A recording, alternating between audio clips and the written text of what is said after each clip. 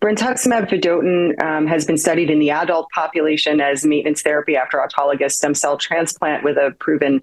benefit for patients who are at high risk for subsequent relapse for receiving Brentuximab vedotin in the post-autologous stem cell transplant setting. However, children were not included in those trials, and so there's limited data by which pediatric oncologists can make decisions about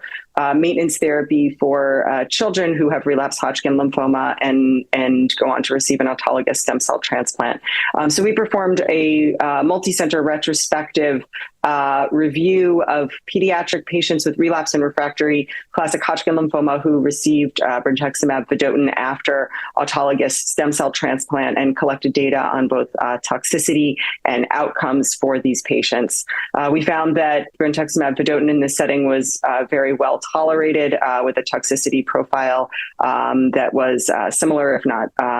if not more favorable than what has been described in adults, and also excellent outcomes among this group of patients who received autologous stem cell transplant and maintenance therapy with Brentuximab vedotin.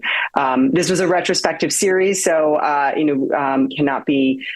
compared to prospective trials, but I think does show that Brentuximab vedotin after autologous stem cell transplant in children is safe and that outcomes are excellent, suggesting that this could be an appropriate therapy for children with relapsed Hodgkin lymphoma after autologous stem cell transplant.